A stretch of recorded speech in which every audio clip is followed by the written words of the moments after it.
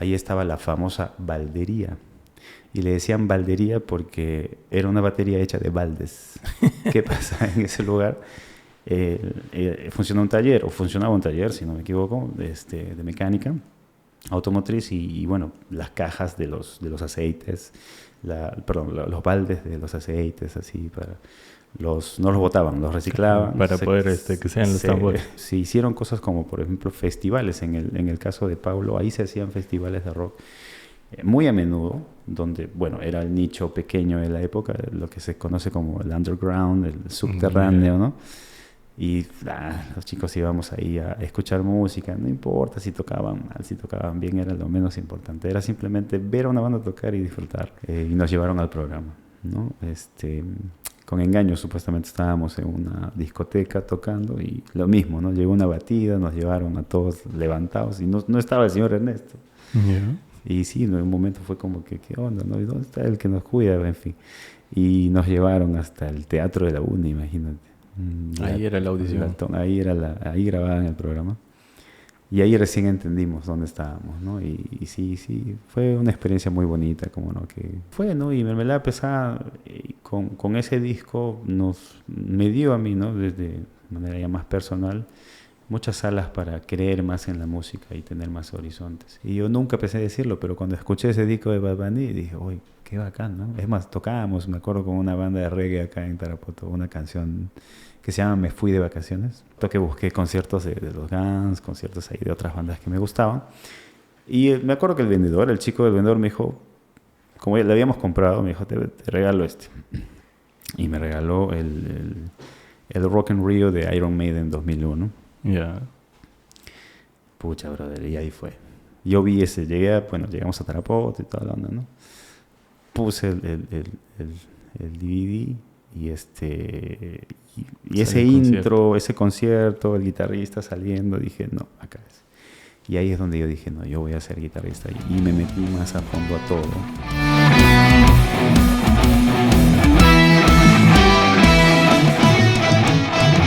Bienvenidos a Negocios, el primer podcast de la región donde conocemos a los empresarios por cómo son y no por lo que la sociedad espera de ellos. Antes de presentar a nuestro invitado, quisiera agradecerles por todo el apoyo que nos están brindando en las diferentes plataformas de redes sociales. Normalmente solemos invitar a empresarios como tal, pero hay casos de personas muy interesantes que no son empresarios como tal, porque su empresa la trabajan ellos mismos, son ellos mismos. Dicho esto, paso a presentar a mi invitado. Hoy nos acompaña un artista musical reconocido a nivel regional y nacional. Se graduó en música por la UPC. Tiene estudios en arreglos musicales, ejecución musical especializada en guitarra, músico de sesión. Es especialista en grabación de audio y guitarra, bajo, voces y percusión. Fue guitarrista y coro en el departamento musical del Canal de Latina para el programa La Noche es Mía. En la actualidad es director académico de Rock Oasis en Tarapoto. También es guitarrista y coro en Walter y su clan, Hierba Fresca y ahora en su propia banda, Backing Tracks. Con nosotros el cantante y compositor Ángel Darío, o más conocido como Chicho Cabero. ¿Qué tal, Chicho? Bienvenido. ¿Cómo está, Panchito? Qué bonita la introducción. Muchas gracias por la invitación, hermano. Qué chévere tener la oportunidad de poder conversar, bueno, entre varios temas, lo que nos concierne en cuanto a la música y, en fin, todo este camino, ¿no? Tan bonito e interesante. ¿Qué tal? Cuéntanos un poco, ¿cómo así optas por inclinarte hacia la música? ¿Desde qué edad tú sientes que tienes ese don, por así decirlo, ¿no? Bueno, la influencia viene definitivamente de casa. Yo de muy pequeño escuchaba siempre a mi papá y a mi mamá cantar. Yo creo que eso, de hecho, yo lo pude evidenciar en fotos. Cuando ya más grande solía ver los álbumes de la casa y todo. Y en efecto, o sea, básicamente el entrenamiento auditivo así era en casa. Pues, de hecho, mi papá y mi mamá cantaban muy bien. Y no solo lo hacían bien, sino tenían la capacidad de armonizar. Bueno, ahora lo entiendo como armonizar.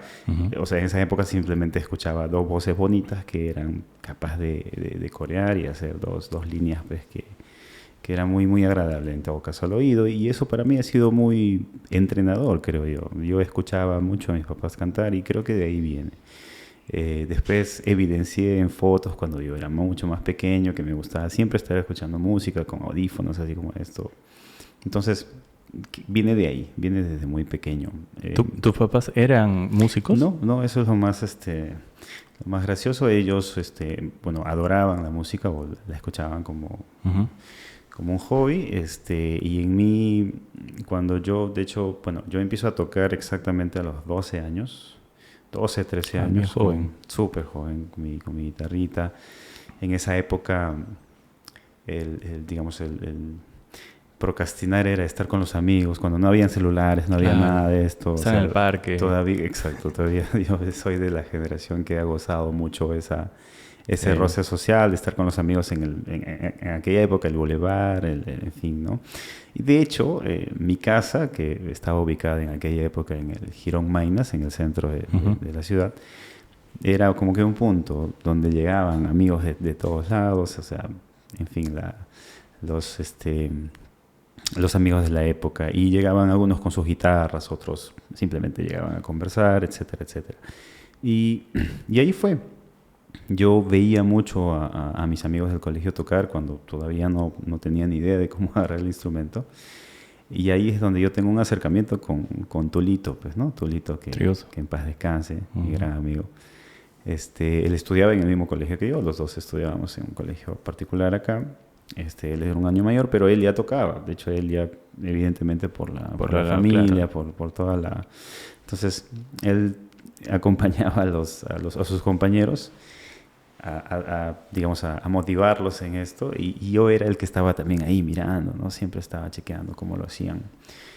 Y bueno, de esos chicos creo que yo fui el que quedé para ya en adelante, ¿no? Ya cada uno empezó a tener simplemente otras actividades y yo empecé a agarrar la guitarra solo. En mi época no existía una academia, en mi época no había internet.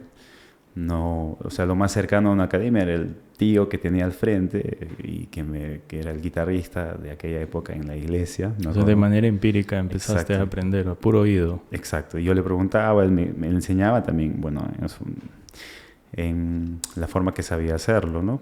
No, tampoco es que ellos también vienen incluso de una época más atrás donde el aprendizaje era totalmente así, adivinar las cosas. Entonces, hemos sido parte de ese proceso, pero, digamos, lo beneficioso de eso es que consciente o inconscientemente entrenas mucho el oído. Y eso es lo que ha pasado conmigo, ¿no? Yo, por ejemplo, no te hago una pequeña comparación. Hoy en día un joven para empezar, agarra una super guitarra. Claro. Porque ya tenemos la posibilidad de tener super guitarras en mi época, ¿no? Era así. Era puro acústico nomás, ¿no? Y eso, ¿no? Y eso, la mayoría de hechizos se les dice a aquellos que están hechos por... El luthier vendría a ser el que construye, el que en todo caso es especialista con la madera. ¿El qué? Luthier. Ese es el término que se usa para los que construyen instrumentos, o en todo caso lo diseñan. No, pero en la época que yo te hablo eran la mayoría aficionados. De pronto, o sea, conocían mucho de carpintería y se animaban a hacer instrumentos de madera, ¿no? Mi abuelo fue uno de ellos. De hecho, fue el primero que me regaló una guitarra, ¿no? Y creo que ahí nació todo. Lo más gracioso es que a mí me encantaba el fútbol. Yo moría por ser futbolista. De hecho, yo estaba en el colegio en aquella época. No me iba tan mal. La verdad es que proyectaba un horizonte interesante en el deporte. Pues a mi papá también me apoyaba mucho con eso. Estuvo a punto de ponerme en una academia así, ya como que con miras a otro, porque, bueno, había talento, ¿no? Funcionaban las piernas en aquella época. Entonces, fue gracioso porque como en el colegio yo tenía mucha versatilidad en lo artístico, bailaba, cantaba, hacía declamaciones, me gustaba. Ahí también estaba de pronto el brote artístico, ¿no? Y bailando, en un baile así, recuerdo una marinera selvática, se me rompe un menisco. el menisco de la pierna izquierda, sí. Pero se rompió feo. Y fue tan... O sea, pasó desapercibido porque por el furor de la época yo lo único que era jugar y nada más. Uh-huh. Tú sabes, a veces los jóvenes, No te sobre duele. todo los chicos, no, lo dejas pasar. Y haberlo dejado pasar, pues 2 meses casi costó una operación y que me tuvieron que enyesar la pierna. En esa época los yesos eran grandes. Ahora lo digo porque ahora creo que... Todo hasta más arriba de la rodilla. Sí, era parte del muslo hasta casi el tobillo de la pierna. Eso era Madre. casi todo, ¿no? Y estuve 3 meses con ese yeso, imagínate, totalmente inhabilitado. Y en esa pausa me regalan una guitarra. Y se fregó el fútbol. Se fregó el fútbol y la música llegó con todo. Y no, me encantó. La conexión fue totalmente muy fácil conectar con el instrumento. Y a mí Para ese entonces, ¿qué escuchabas? Te comentaba que, por ejemplo, en esa época era más difícil acceder a la información, Uh-huh. ¿no? En este caso, audible, ¿no? Tener música era muy difícil. Hoy en día, como te decía, un chico agarra su excelente guitarra, pone en YouTube cómo tocar tal canción y le salen 50.000 opciones de poder aprenderlo. Y nosotros lo más cercano a eso era tener pues nuestra radiola viejita con el cassette que a veces se descomponía o nos acercábamos a comprar cassettes en blanco y rogábamos que el locutor de la radio no mande un saludo porque justo estaba sonando la canción que quieres tener. Y era así, ¿no? Pero bueno, los jóvenes de hoy no tienen la culpa de tener todo lo que tienen hoy, y mucho menos nosotros, ¿no? Pero quizás la ventaja es que, como te decía, el entrenamiento auditivo ha sido se ha desarrollado más en mí, ¿no? Porque, como te digo, yo para sacar un acorde, para sacar un solo, tenía que poner play, retroceder, poner play, retroceder. No, hoy en día eso ya no ocurre, no sucede. Existe. Entonces, ese ejercicio hacía que yo estaba tanto en la acción del acierto y del error, pues iba mejorando, obviamente, ¿no? Entonces, eso es. Y bueno, yo paraba con mi guitarra todo el día. Mi mamá me decía, pareces la cigarra, todo el día con la guitarra. Es que, en serio, me iba hasta el baño con la guitarra. Y bueno, era mi compañera, no me iba a entrenar. Recuerdo que cuando ya me había recuperado y cuando yo ya tocaba, me iba a entrenar con mi guitarra. Siempre estaba con ella al lado, ¿no? Y con los amigos, etcétera. ¿Qué escuchaba en la época? Pues ya estaba, bueno, la primera banda que... Yo, gracias a mis padres, escucho muchos boleros, ¿no? Porque ellos, esa influencia del bolero, de ese sonido antiguo, ¿no? De incluso el sonido antiguo, no solamente de la música como se componía en la época, sino en esa época se escuchaba el vinilo, ¿no? Uh-huh. Escuchabas la música y al mismo tiempo escuchabas ¿cómo se llama? La rotación del vinilo, ¿no? Y todo eso, ¿no? Todo eso ha sido un upgrade. En fin, somos de la generación, yo me creo joven aún, pero somos de la generación que ya hemos vivido toda esa transición, pues, ¿no? Y cómo es que hemos pasado, hemos nacido análogos y ahora somos súper digitales. Y escuchaba la primera banda que me impactó, así dije, wow, fueron los Guns N' Roses. Uh-huh. Yo escuché Guns N' Roses gracias a un amigo que me prestó un cassette. Entonces justo mi papá aquella época se fue a un viaje así muy esporádico a los Estados Unidos y me trajo unos cassettes originales. Y ahí me encerré en esos cassettes y empecé a tocar con mi guitarra acústica, no había eléctrica, nada de esas cosas, imagínate, ¿no? Pero así, yo me alucinaba ya el Slash. El Slash de la época, ¿no? Y así empecé y tocaba. Entonces, ciertamente el nivel de las canciones, o sea, el nivel que tienen en cuanto a los solos de guitarra y eso, me hicieron a mí una persona de pronto hábil, ¿no? Uh-huh. Empecé a desarrollar mucha técnica sin darme cuenta, ojo, porque mi única intención era tocar. No había medición, es decir, no estaba tocando para acceder a una banda o hacer un casting, qué sé yo. Estaba tocando porque simplemente quería tocar. Era parte de mi expresión artística y era lo que me hacía feliz, me llamaba mucho, así como los deportes, y etcétera, etcétera. Y después escuché bandas como Nirvana, que también sumaron mucho, ¿no? Creo que estas dos bandas influenciaron muchísimo, hasta que en ese interín empiezo a escuchar mucho rock ochentero, ¿no? The Eagles, empiezo a escuchar Billy Idol, en fin, todo, porque ya me cruzaba con amigos y familiares que tenían discos, entonces empezaba yo a recopilar eso, ¿no? Como cazándolos, y ahí empecé yo a nutrirme de esa música que hoy en día creo yo me define mucho en cuanto a mi manera de tocar, a mi manera de expresarme, ¿no? Y así hasta que en algún momento me acuerdo que en un viaje yo ya tocaba, y me acuerdo que unos amigos de la época me dijeron, oye, te hemos visto tocar, quiero que seas parte de mi banda. En esa época, y permíteme mencionar a dos personas que creo yo que son muy importantes en el hergor rockero de nuestra ciudad. Hablo del señor Pablo Tello y además de mi gran amigo Nacho Tuesta. Ambos son grandes amigos míos.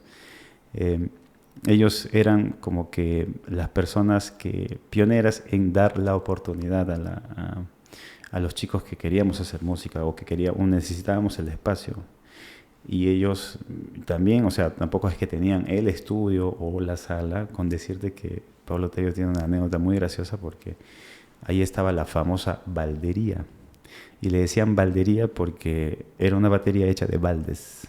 ¿Qué pasa? En ese lugar funcionaba un taller, si no me equivoco, de mecánica automotriz y bueno, las cajas de los aceites, los baldes de los aceites, así no los botaban, los reciclaban. Para poder que sean los tambores. Sí. Bueno, voy a decirlo de una manera delicada, creo yo, pues se choreaban los parches de las escuelas de música de los colegios, de las bandas de música. Y toda una aventura, ¿no? Para armar, y así se tenía una baldería, imagínate, ¿no? Era la famosa baldería, y ahí muchos de los rockeros de aquella época hemos nacido con esos instrumentos, hasta que Nachito, me acuerdo, en su casa, hace un gran esfuerzo y consigue traerse una batería nacional, que era como traerse, olvídate, una DB, te hablo de una marca muy, muy, muy cara en baterías en aquella época. Entonces, él es de pronto alguien que ha descubierto a la mayoría de bateristas que hoy en día tienen sus proyectos, sus bandas y hasta de pronto están trabajando fuera como músicos, ¿no? Nacho y Pablo son personas muy importantes y gracias en todo caso por permitir que los mencione, pero está bien, ¿no? Yo siempre los reconozco, siempre trato de darle mucho realce a ellos porque, en serio, gracias a ellos se hicieron cosas como, por ejemplo, festivales. En el caso de Pablo, ahí se hacían festivales de rock muy a menudo, donde, era el nicho pequeño de la época, lo que se conoce como el underground, el subterráneo, ¿no? Y los chicos íbamos ahí a escuchar música, no importa si tocaban mal, si tocaban bien, era lo menos importante, era simplemente ver a una banda tocar y disfrutarlo. Y ahí fue donde yo primera vez me presenté, entonces con unos amigos que era un vacilón, la verdad. Tocábamos mucho, nuestro vacilón era tocar una canción, ponte, y el mayor logro es que al menos la canción llegue hasta la mitad. ¿Sí? Sí, tocábamos hasta la mitad de la canción y lo logramos. Nos sentíamos rockeros, o sea, olvídate, una sensación muy, muy entrañable, ¿no? Y en esa época, mi amigo Rubén García, él es uno de los fundadores de una banda muy mítica en nuestra ciudad que se llama Mermelada Pesada, me hace la invitación. Me dice, amigo, te escuché tocar, necesitamos un guitarrista y te queremos invitar. Yo no lo podía creer, era como si en la época ya, ¿no? Te estoy hablando de hace más. ¿Ahí habías terminado el colegio? No, yo estaba en el segundo año de secundaria. Bien joven todavía. Súper joven, claro. Y olvídate, ¿no? O sea, traía muchos problemas incluso porque, a mi papá le encantaba que yo esté metido en esto, pero no mucho, hasta que se enteró que estaba tocando a escondidas en una discoteca. Porque en serio, yo me escapaba para ir a tocar en una discoteca con los chicos de Mermelada. Y bueno, Rubén me invita y yo era como si me estaría invitando, pues olvídate, Iron Maiden, ¿no? Y dije, guau, ¿qué? No puedo creerlo. Me sentía o sea, para la época yo me sentí muy contento de esa convocatoria. O sea, no terminó de invitarme y le dije que sí, hacía todo. Y bueno, pues Rubén, gran amigo mío, hasta el sol de hoy, ¿no? Hemos pasado tantas cosas juntos con la banda. Y de pronto ahí es donde nace una generación de chicos que empezaron a encontrar en la música un sentido con un poco más de norte, ¿no? Pues no era solamente ir a divertirse, ya, sino que ya con Mermelada fue un tema más, oye, Un poco más estudiado. ¿qué tal si aprovechamos este talento y empezamos a hacer cosas propias, ¿no? Algo así. Y así fue, ¿no? En el fin, pasaron los días, pasó el tiempo y empezamos a hacer cosas propias, a tener más repertorio. Y bueno, Mermelada Pesada en esa época logró tener un gran realce, ¿no? No solo en la ciudad, sino a nivel regional y nacional, incluso hasta el día de hoy, ¿no? Y así nació mucho mi interés por la música, pero hay una anécdota muy especial en mí que me convenció que voy a ser guitarrista. Cuando en una ocasión viajé con mi papá a la ciudad, a la capital, y él me llevó a un lugar, yo no conocía mucho la capital, y te voy a llevar a un lugar donde vas a encontrar todo, me decía, y me llevó al Hueco. ¿Al Hueco? ¿Así se llama el Hueco? Sí, el Hueco es un centro comercial que está en la avenida Bancay, que en serio hay todo. Y sí, pues en la época yo fui me jaló, en esa época estaba de moda los DVDs. Para de pronto los que no saben qué es un DVD, eran el VHS Reloaded de la época. O sea, si no saben qué es un DVD, no van a saber qué es un VHS. Pues. Verdad, tienes razón. Pero bueno, entonces Era un equipo que leía CDs. Que leía CDs, tal cual. La música estaba grabada en el CD. Y bueno, el VHS era un equipo que leía cassettes. Ya no hay que ir muy atrás. Sí, eran. Está buena. Entonces, bueno, yo me conseguí ahí unos DVDs, entre tantas cosas. Me dijo, ya, lo que quieras, me dijo, ¿no? Entonces yo al toque busqué conciertos de los Guns, conciertos ahí de otras bandas que me gustaban. Y me acuerdo que el chico del vendedor me dijo, como ya le habíamos comprado, me dijo, te regalo este. Y me regaló el Rock in Rio de Iron Maiden 2001. Ya. Pucha, brother, y ahí fue. Yo vi llegamos a Tarapoto y toda la onda, ¿no? Puse el DVD y ese intro, ese concierto, el guitarrista saliendo, dije, no, acá es. Y ahí es donde yo dije, no, yo voy a ser guitarrista. Y me metí más a fondo a todo. Y como comentaste recién, más allá al estudio, ¿no? Ya practicaba, consideraba gran parte del día para practicar, para sacar solos, para estar ahí tocando.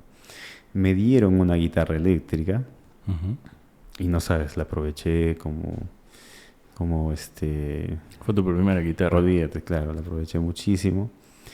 Y bueno, la banda, en ese caso, para mí en este caso, la banda más estable era pues Mermelada Pesada, ¿no? Tenía tocadas, Era la única, eventuales. ¿no? O sea, de ese nombre, y digamos. Sí, en la época habían otros grupos también, muy buenos, de hecho, ¿no? Te puedo mencionar alguno que se llamaba Anfo, Incógnito, entre otros, en fin, no, los nombres ahorita de pronto se me van, pero había esa estabilidad de tocar ya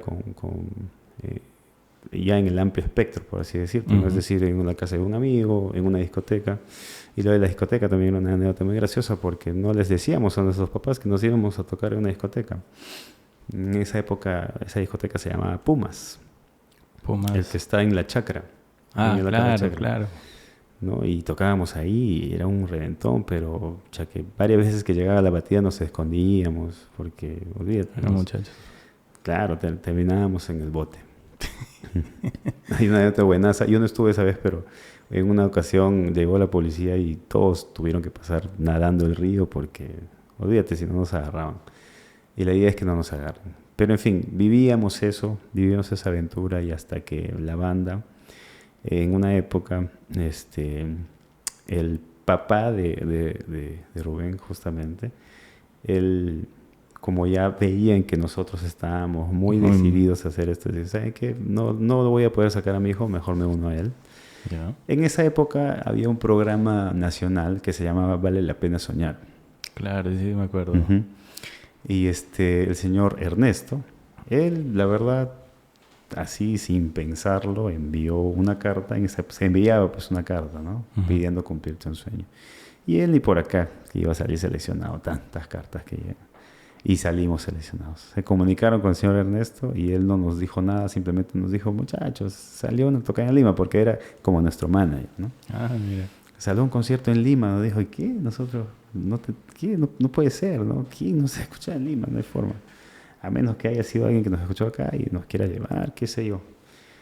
Lo cierto es que nos convenció rápidamente. El señor Ernesto, evidentemente, a nuestros padres les dijo la verdad. Los chicos van a salir en televisión nacional. Entonces, hasta eso era extraño, ¿no? Mi papá decía que sí. Qué raro, ¿no? ¿Me va a dejar ir? No. Qué extraño, en fin. Y ya pues fuimos a Lima y fue, sí, hasta ese momento era un engaño, pues, ¿no? No sabíamos exactamente qué iba a pasar. Y incluso hay videos, me parece que hay un video en YouTube de eso, y nos llevaron al programa, ¿no? Con engaños, supuestamente estábamos en una discoteca tocando y lo mismo, ¿no? Llegó una batida, nos llevaron a todos levantados y no estaba el señor Ernesto. Yeah. Y sí, en un momento fue como que, ¿qué onda, no? ¿Y dónde está el que nos cuida? En fin. Y nos llevaron hasta el Teatro de la UNI, imagínate. Ahí era la audición. Ahí grababan el programa. Y ahí recién entendimos dónde estábamos, ¿no? Y sí, fue una experiencia muy bonita, como no, que seguramente todos guardamos con mucho cariño. Y ahí nos regalaron cosas, ahí nos regalaron una buena guitarra a cada uno, tuvimos un buen amplificador. O sea, solo por participar. Sí, en la carta decía que a nosotros nos hacía falta eso, ¿no? Los instrumentos. Y entonces el programa se encargó de obsequiarnos los instrumentos para cumplir el sueño, ¿no? Y así fue, porque esos instrumentos, la verdad que lo hemos usado mucho. Es más, hasta el día de hoy hay algunos que... Yo tengo uno ahí guardado, que es evidentemente una reliquia, ¿no? Y bueno, ahí fue donde ya se empezó a proyectar un poco más la banda, el grupo, ¿no? Y tiempo después, a esa fecha, ya nos entró el bicho de hacer música propia. Uh-huh.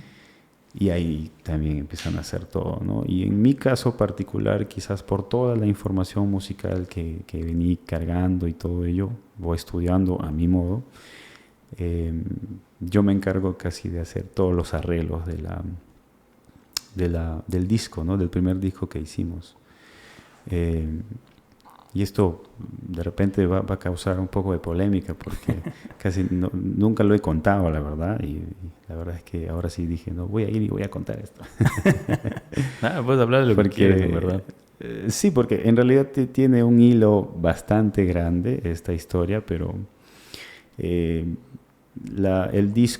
primer disco de Mermelada Pesada, que se llama Rosas para mi muerte, Claro, es el disco que de pronto hizo que el grupo tenga el potencial y el upgrade alucinante que tuvo al día de hoy, ¿no?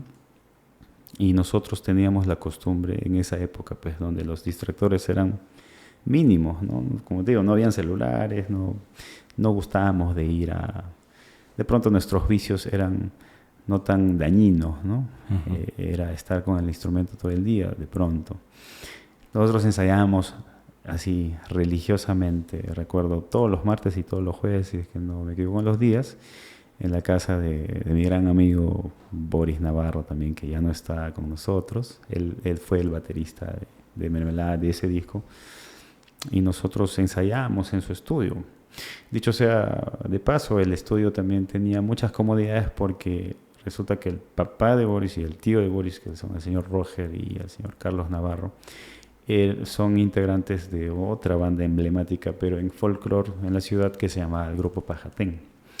Y ellos eran en aquella época los que mejores cosas tenían. Entonces nosotros de pronto ensayábamos de un lugar así donde estaba la Valeria a un lugar donde había un estudio todo súper cómodo.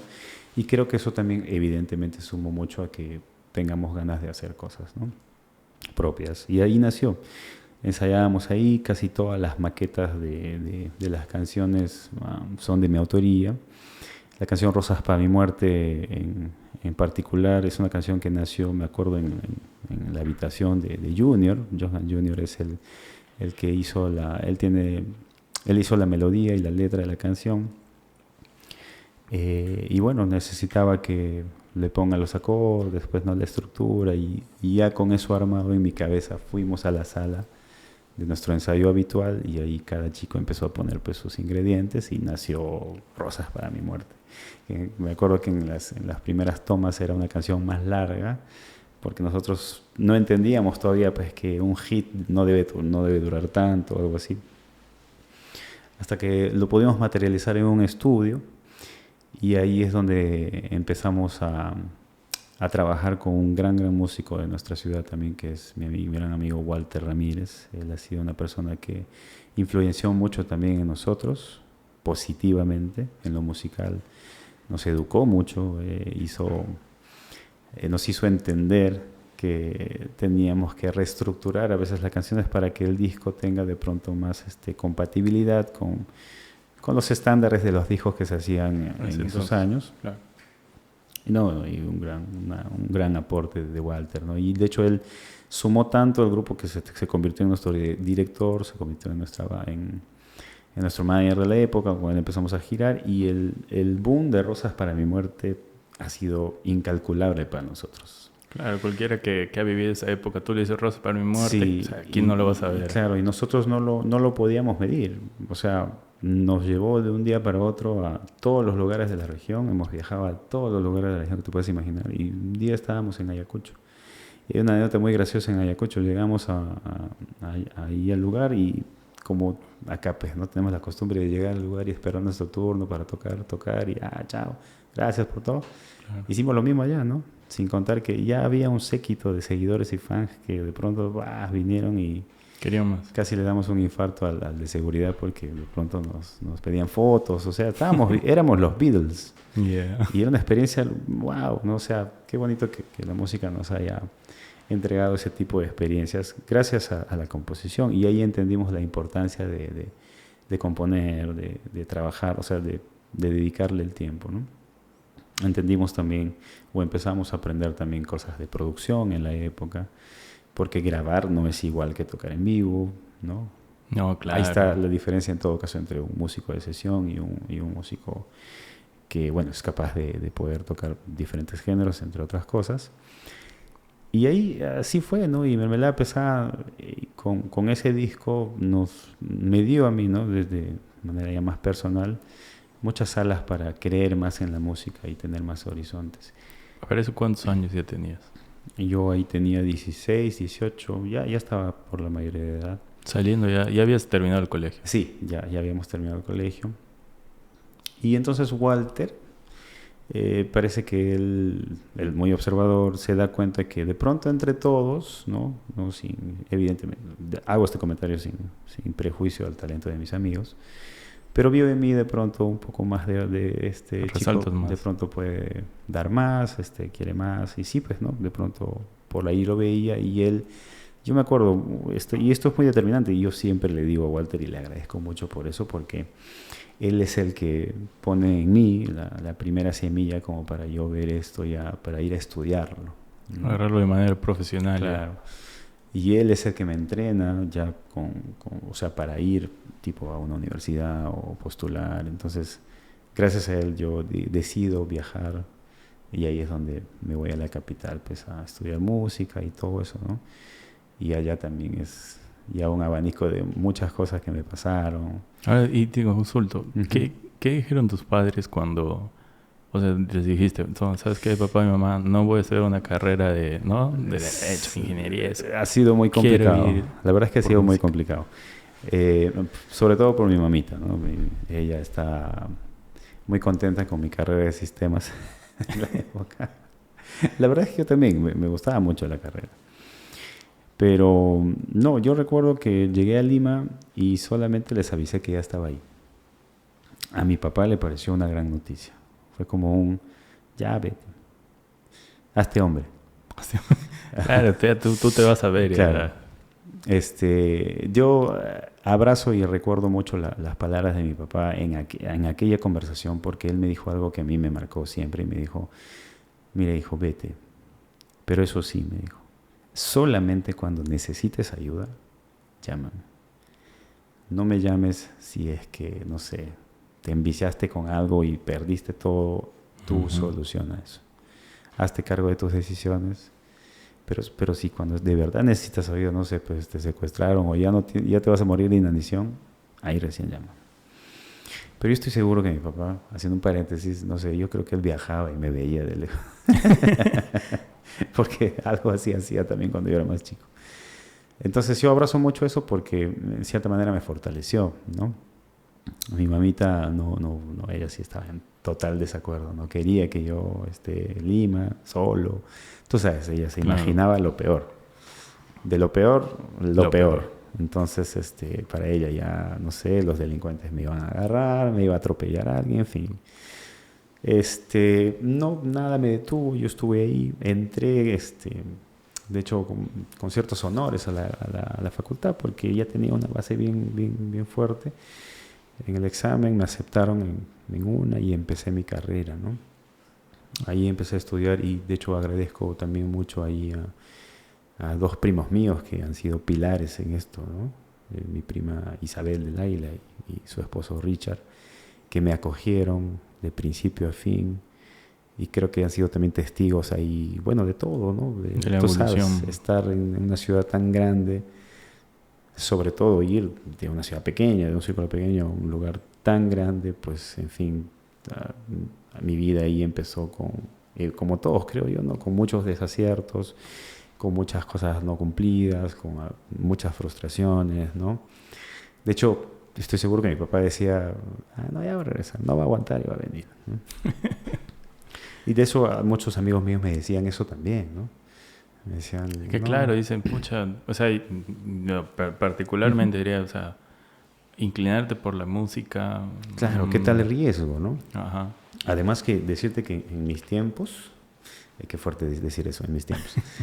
En mi época, decir a nuestros padres que queremos ser músicos era el equivalente a decir que queremos ser delincuentes. Y así, tal cual, ¿no? O sea, borrachos, bohemios, drogadictos. Claro, porque había esa imagen, sobre todo. Sí, ¿no? de pronto los músicos también se esforzaron en que se refuerce el paradigma, ¿no? Y nada, yo estaba muy enfocado, me encantaba, ya estaba ahí. Tengo muchos gratos recuerdos de cómo llegué, cómo es que llegué yo en esa época. Mi gran amigo Julito Paredes, nosotros hemos sido pues roommates, ¿no? Y unas anécdotas muy buenas con él también y hemos podido en cierta manera vivir mucho la capital y sus latigazos del principio, ¿no? Sí, porque uno está acostumbrado a vivir acá e irte allá solo. Olvídate. Yo, amigo, bueno, lo cuento esto no con ánimos de dramatizar, pero yo he llegado, digamos, al nivel de dejar de comer un día. O sea, para que me alcance la platita que podía tener. O sea, yo me acuerdo que programaba mis días. Lunes, miércoles y viernes almorzaba. Martes y jueves y sábado no, para guardar. ¿Qué hablas? Sí, en serio. Y domingo siempre la salvaba porque o visitaba a mis primos o visitaba a mi hermano, entonces ya comía ahí lo que había. me metía todas las reservas. Pero llegó un momento en que dije, no, esto no puede seguir. Y creo que eso te hace una ciudad grande, ¿no? O sea, creo que eso te hace vivir solo. Ese tipo de cosas hacen que en un momento digas, no, güey, no puede ser. Y un día simplemente decidí, no quiero esto, no lo acepto. Y nada, como todo buen provinciano empecé a salir a topar las puertas de quien sea, ¿no? Y yo me di cuenta después que mucho tiempo no confié en mí mismo, ¿no? Craso error, ni en mi mismo talento, porque cuando empecé a topar puertas y a mí me conocían como el Charapa, no pregunten por qué. Y entonces rápidamente me empecé a ser conocido primero así en el hervor Yo, mira, un rockero así tocando cumbia. Y decía, y empecé a tocar cumbia porque era Lo que sonaba. lo que más sonaba. Y además es lo que más se consume, está todo bien. Y entonces ahí entre amigos empecé a conocer a otro amigo. De ahí me contacté con algunos paisanos que estaban allá. Me empezaron a contactar con otros amigos y así quedé como un bajista de una orquesta. Perdón. Y con ellos empecé a tener mi primera estabilidad, ¿no? Yo ya estaba estudiando, ya estaba en la Trabajabas y universidad. estudiabas al mismo Sí. tiempo. Tocábamos en una discoteca en el centro cívico en Lima. Y imagínate, había veces que tocábamos hasta las 4 de la mañana y yo tenía clases a las 8. Ahí nomás en la discoteca me bañaba, me cambiaba, comía algo afuera y me iba a clases. A veces a dormir en clases, pero nada, considero que es la cuota que todos tenemos que tener. Te curte de cierta manera Sí, esas anécdotas. exactamente. Hace que valores más tu trabajo. Todo, absolutamente todo, ¿no? Y además, probablemente llegas a conocerte más, ¿no? Cuando tienes todo acá, no llegas a conocer lo profundo que puedes caer, ¿no? Y lo bonito de caer es que te levantas y así fue en mi caso. Yo empecé a trabajar y como te decía, ¿no? Muchos empezaron a valorar mi talento, mi capacidad y me empezaron a llamar y así de pronto ya tenía trabajo. Yo decía, wow, ya toco, ¿no? Y decía, no, ¿cómo es posible que no he podido hacer esto antes, ¿no?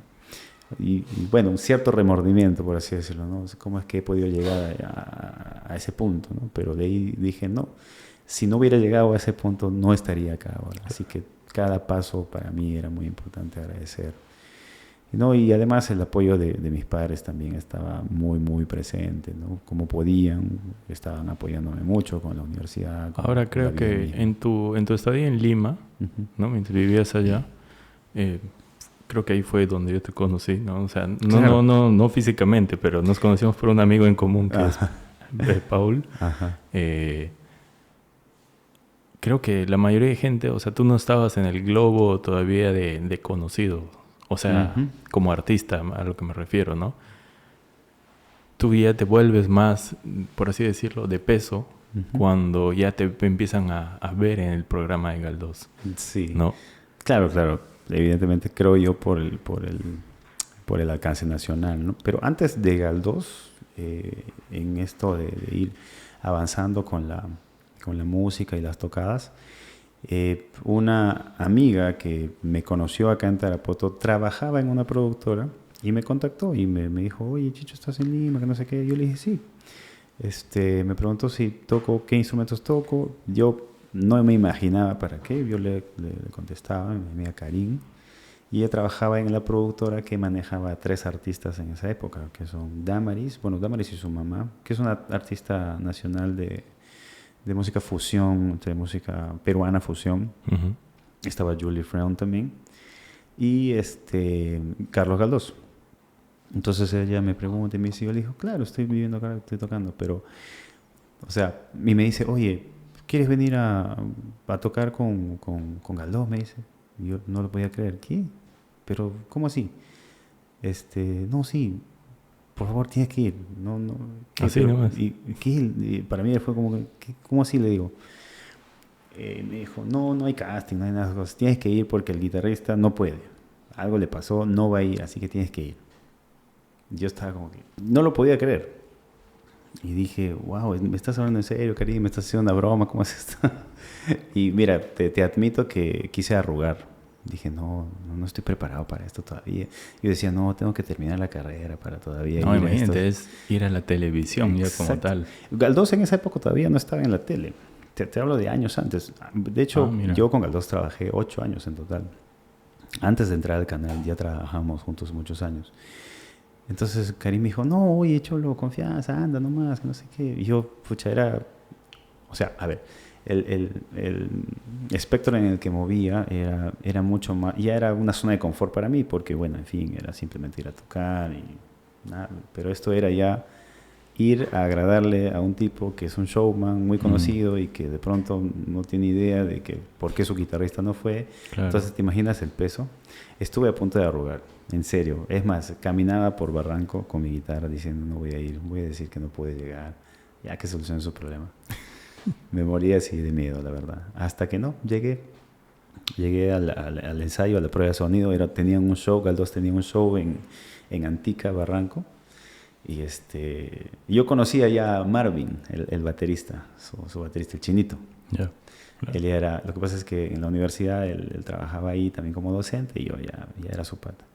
Y me dijo, oye, ¿tú vas a tocar? Y yo le dije, sí, ya llegué ahí todo de miedo. Y me dijo, no, tranquilo, mira, va a ser así. Lo bueno es que cada músico también me dio una bienvenida así alucinante. Claro, no fue una confianza, por así decirlo. Sí. Y bueno, llegó Galdós, pues tú sabes, él muy irreverente y con su personalidad. Yo dije, wow, ¿cómo hago? ¿Qué hago? ¿No? O sea, tengo que hacer exactamente lo que me piden porque cualquier cosita... Claro, te puede...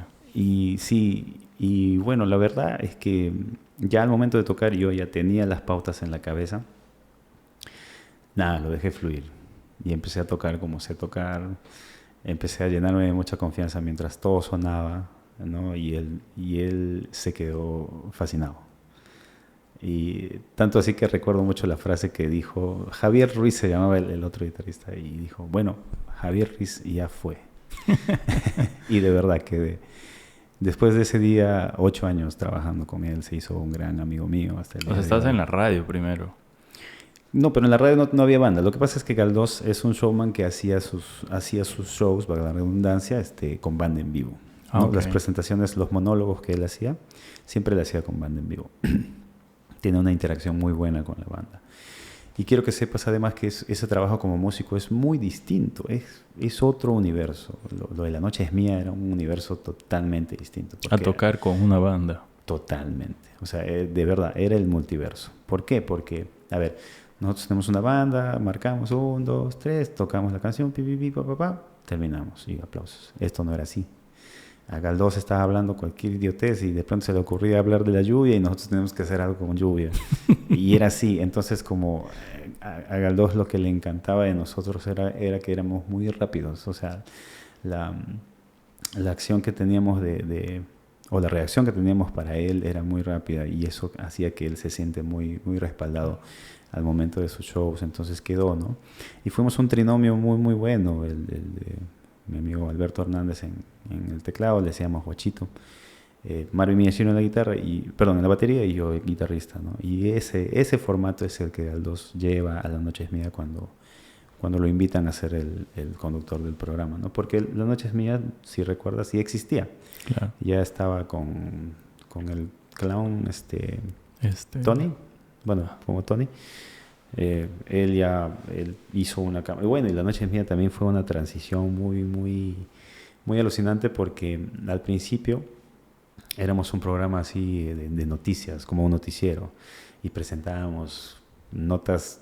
Me acuerdo de una horrible, una nota muy terrible que era de una niña que ha sido ultrajada, o sea, así, ¿no?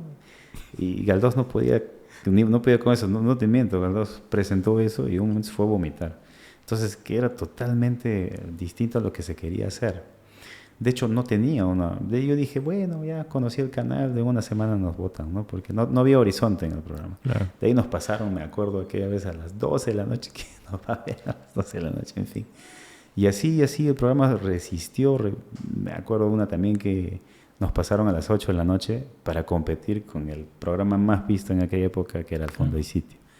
No había forma. Y dije, bueno, ya, me quedo con los mejores recuerdos de haber conocido el canal. Porque dije, ya vamos a perder el trabajo. Y hasta que hubo una reinvención ahí, nos pasaron de nuevo a medianoche, pero ya ahí llegaron pues estos personajes tan capos como es Loco Wagner. Loco era un tipazo. Y brother, que es un tipazo, sí. La verdad es que todos son unos tipazos, muy, muy buena gente. Se hicieron muy amigos míos. Entendieron que el programa tenía que tener el corte que tuvo, y eso fue cuando se fueron no paró. Y no paró. O sea, vivimos por lo menos unos 6 años de mucho éxito en ese programa, ¿no? De mucha audiencia. Nuestros paisanos, amigos tarapotinos que vivían allá, me rogaban ir al programa. Claro. Yo lo que podía hacer, porque de hecho no era mi no podías yo no decir, podía hacer, ya vengan, ¿no? hacía lo que podía y los invitaba. De hecho, en 2 ocasiones fue que dos grandes grupos de amigos de Tarapoto fueron al programa, ¿no? Y bueno, lo disfrutaban mucho. Y sí, la verdad es que de pronto, sin temor a equivocarme, ha sido para mí el mejor trabajo, ¿no? Porque era el trabajo más sencillo. Tocaba un acorde toda la noche, creo. Me mataba de risa porque en serio era muy espontáneo, muy mate de risa todo, o sea, Claqueta, estos personajes. Pues, Me ¿no? da claqueta. Es que era un mate de risa todos, verlos nomás, verlos ya te daba risa ya. y sí sumó, ¿no? Era como que, no sé, en una época llegó a ser el hablando huevadas de la época, ¿no? Porque era el programa... Claro, todos esperábamos ese momento de la noche. Ya, era el programa salía, escape. Ya, empezaba la locura. Claro, era el programa escape de mucha gente que llegaba a su casa después de un día de tanto trabajo y a ver el programa, ¿no? Hasta que, bueno, cumplió su ciclo como todo, empezó a caer, empezó esta onda de ya censurar algunas cosas, que están bien, ¿no? Están bien, la censura hasta... Bueno, no digo que la censura esté bien, me refiero que en ciertos niveles sí es bueno censurar algunas cosas, y sobre todo los excesos, ¿no? Y creo que esos excesos han sido los que ha empezado el declive del programa, ¿no? Que era justamente ese fuera de contexto, por así decirlo, que hacía que el programa fuese lo que, ¿no? Tal cual. Era. Bueno, y el argumento más claro era que ya no estábamos en un horario de protección al menor, ¿no? O sea, habían cosas que nos protegían, ¿no? Además del respaldo del público, que era alucinante. Más o menos para que tengas una idea, nosotros a medianoche, un punto de rating en Lima, o sea, en la ciudad de Lima, en todo caso, metropolitana, era un promedio de 40.000, 50.000 personas. Y a la noche mía, para medianoche hacía 10, 12 puntos. O sea, es un montón solamente bastante. En metropolitana, porque no se contaba toda la ciudad, pues, que es enorme, ¿no? Entonces se hacía una proyección y eran cifras récords, ¿no? Porque para la hora, para la medianoche, claro, la gente veía a veces el programa hasta en el bus, ¿no? Y sí, fue muy bueno, fue muy bueno. Pero a la par yo trabajaba con Galdós en sus shows, ¿no? Uh-huh. Y al mismo tiempo te contaba de la productora que también trabajábamos con Damaris, y yo era de su bajista, me acuerdo. Y eso me abrió ya mucho, pero de pronto en otro peldaño, ¿no? Claro. Y ahí es donde yo empiezo ya a trabajar mejor.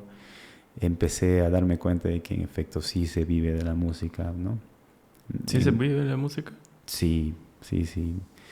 Yo creo que es un tema de mucha disciplina. Y te lo dice alguien que ha sido muy indisciplinado en las finanzas. Muy indisciplinado. Yo aprendí a cocachos a ser disciplinado en las finanzas, ¿no? Yo era muy gastador, ¿no? Y felizmente pude comprarme mis cosas antes de quedarme en quiebra. y de hecho pude saborear la quiebra para que ese error mío también en la vida me ayude justamente a sobresalir, ¿no? Tocaste, o sea, me dices que te fuiste la quiebra. ¿En qué sentido?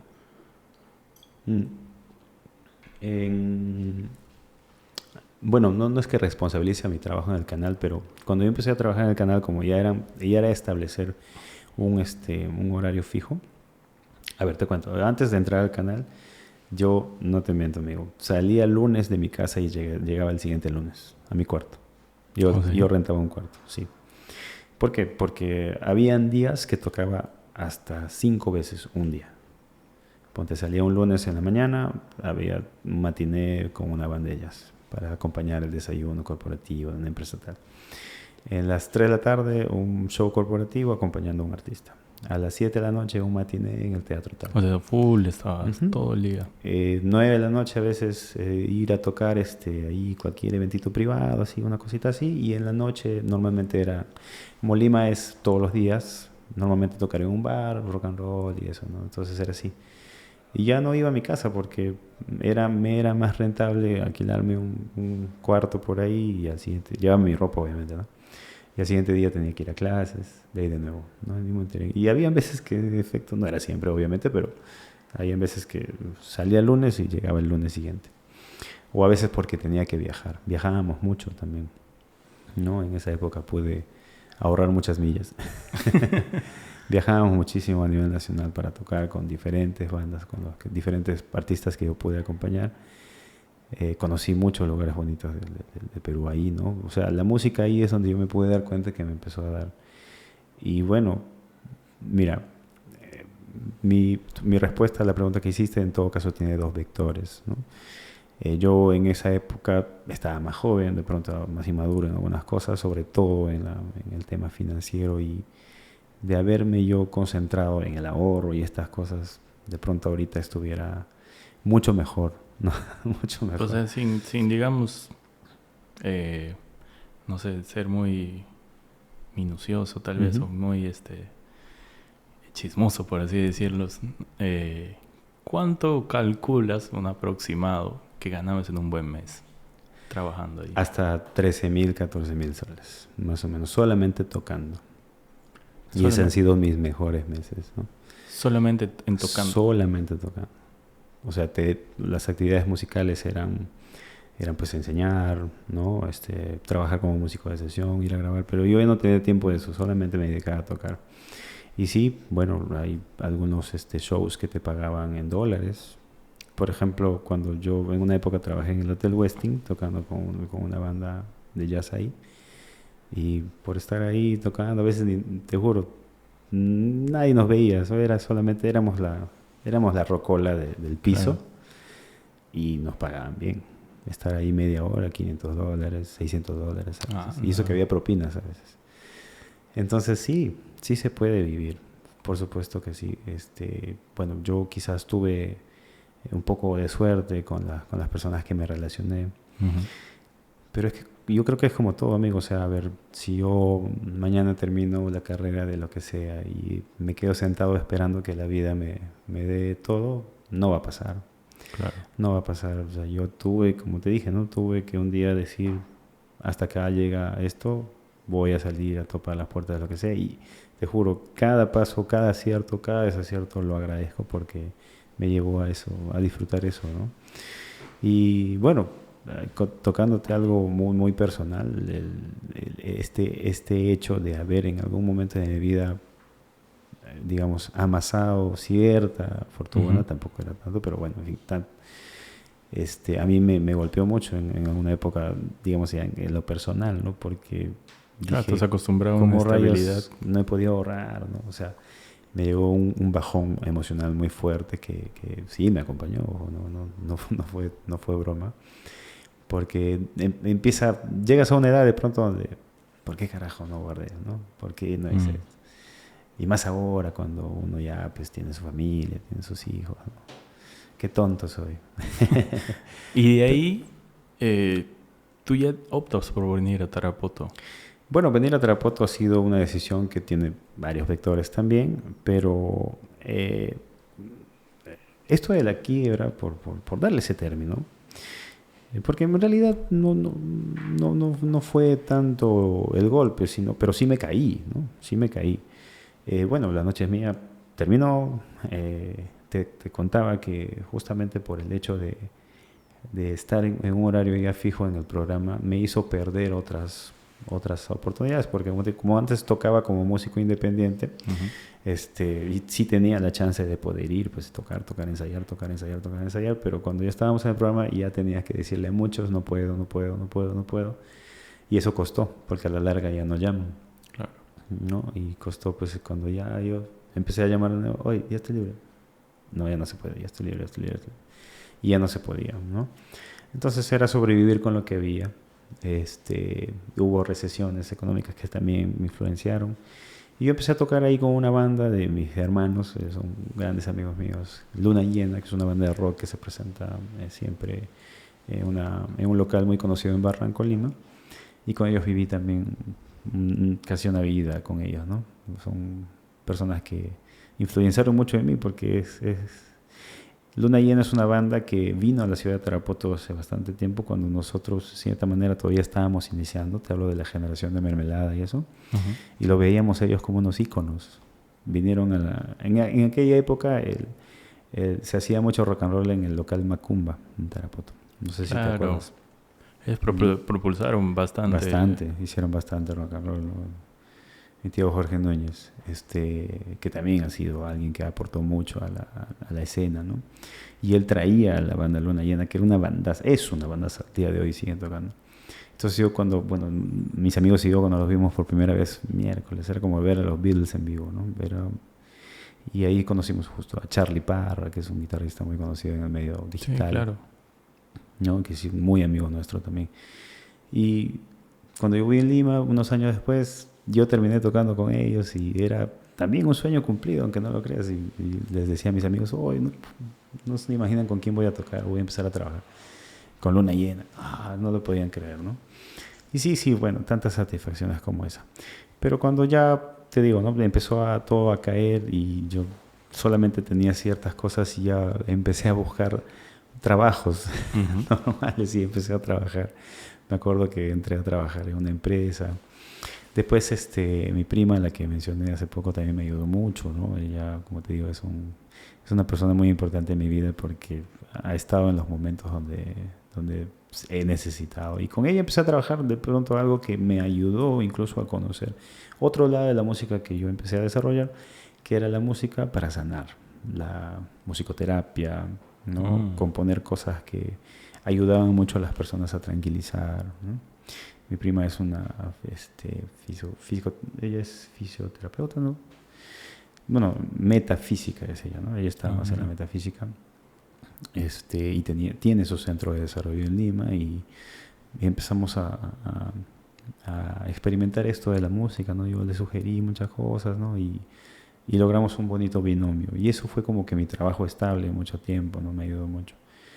Pero ya las cosas no empezaron a salir y, en fin, la vida de pronto empezó a girar y Tarapoto ya me estaba presentando como una oportunidad. Ya me estaba jalando el ojo. Uno, porque, bueno, Rock Huasi es una institución que en cierta manera empezó a ser descuidada, pero no por mala onda, ¿no? También mi amigo y socio Percy de aquella época estaba metido en otras cosas y yo no le alcanzaba mucho el tiempo, entonces yo decía, bueno, tengo que ir y ahí tengo la oportunidad de levantar la academia y estar tranquilo, pues, ¿no? Porque la educación también es una buena rama y la música no es la excepción. Entonces, dije, bueno, ya me estaba jalando el ojo por ahí Tarapoto, ¿no? Yo en aquella época en Lima tenía mi trabajo, estaba también con una pareja, pero qué loco, ¿no? La vida empezó a complicarse un poco porque, bueno, ya mi papá mayorcito ya estaba de pronto la enfermedad, su enfermedad ya estuvo avisando quizás su final y eso también me puso alerta, ¿no? Porque, bueno, mi mamá se iba a quedar sola. Y ahí, entre otros temas familiares me hicieron también regresar, ¿no? Hubo ahí un pequeño problema familiar que tiene relación con la separación y entonces, en cierta manera, mi viejita se iba a quedar sola. Eso, más otras cosas del trabajo, vi que Tarapoto tenía para mí mucho más potencial. Y así fue. Mi viejito fallece el 2018, en enero. Y yo en agosto de ese año decido irme, ¿no? Voy a regresar a Tarapoto, o sea, tomo la decisión y empecé a trabajar en eso, ¿no? Y al siguiente año, el año 2019, ya tenía casi todo planeado, tenía la academia, en efecto muchas oportunidades se abrieron. Teníamos la academia, teníamos por aquí las tocadas. Es más, me da risa ahora, ¿no? Pero me daba el lujo de decir, ya no quiero tocar, estoy cansado de tocar. Todos estos años he tocado acá. Voy a dedicarme a la educación, voy a enseñar, voy a hacer talleres y listo. Quiero una vida tranquila. Mentira. Hasta el día de hoy no puedo dejar de tocar. Pero bueno, los planes empezaron a salir y muchas cosas pintaban súper bien, ¿no? Varios amigos, incluso al enterarse de que ya yo iba a venir para la ciudad, empezaron a sumarse en varias cosas. Yo dije, bien, chévere, entonces ya tengo motivos laborales y, bueno, los familiares, ¿no? Entonces, llegamos a Tarapoto, todo chévere, de verdad, se empezaron a ejecutar en cierto modo, uno se armó la orquesta, yo empecé a trabajar directamente con mi socio en su orquesta que se llama Hierba Fresca, empezamos a tocar, y chévere, ¿no? No dejábamos de tocar, entonces los ingresos empezaron a venir, todo estaba lindo. Y es más, dijimos, como muchos padres de familia se enteraron que yo ya estaba acá y que yo iba a estar a cargo casi de todos los talleres del año 2020 en vacaciones de la academia, empezó y dije, bueno, qué chévere, ¿no? Gracias a la vida, gracias a Dios. Y entonces vino la pandemia. Claro, eso te iba a decir. Y se tumbó todo. Se tumbó inversión porque nos animamos a invertir. Porque dijimos, bueno, si va a regresar, hay que invertir, hay que mejorar el salón, comprar estas cosas, voy a comprarme esto, voy a necesitar esto para las clases, como voy a seguir tocando, me acuerdo que me compré unos pedales, una cosa así. Invertimos porque dijimos, la proyección del reingreso de dinero era muy pronto, ¿no? Y llegó la pandemia y nos fregó. Los músicos de pronto los artistas bien golpeados. Hemos sido bien golpeados, súper golpeados, y muy pocos hemos recibido una ayuda así significativa del gobierno. O sea, olvídate, eso pasó al plano número 98, porque en efecto fue muy fuerte, ¿no? O sea, la pandemia llegó, la gente se asustó mucho, se empezó a automedicar, en fin, todo lo que hemos vivido. Pero en fin, nosotros no teníamos la oportunidad de absolutamente nada, ¿no? Hasta que empezó toda esta onda de hacerlo por internet, con los videos, en fin, las transmisiones. Y nada, nosotros, yo empecé, para mí fue un golpe, ¿no? Fue un golpe tremendo, porque yo dije, muchas cosas se pararon nuevamente, y yo decía, no puede ser, no lo podíamos creer, además porque esta incertidumbre de estar encerrado siempre, pues, ¿no? ¿Te acuerdas? Cada 15 días era 15 días más, y así pasaron 2 años, imagínate. Bueno, fue muy duro, y la pandemia se ha llevado en nosotros, digamos, ese tiempo valioso de seguramente haber alcanzado muchas cosas. Se llevó amigos nuestros, ¿no? Se fue Tulito, familiares. Se fue su papá, en fin, ¿no? Una época muy negra, ¿no? Pero bueno, creo que como todos ya entrenados en una ciudad tan grande, de salir del luego, pues no quedaba otra que empezar a reinventarse. Y así fue. Y déjame decirte que 8 meses después, tú eres testigo que acá en Tarapoto las regularizaciones eran quimeras, ¿no? La gente no soportaba. Hasta cierto punto era chévere, ¿no? Pasaron los mesecitos y ya no era tan chévere estar tanto tiempo en casa. Y en cierta manera, 7 o 8 meses después del encierro, podemos abrir nuevamente la academia ya para dar clases.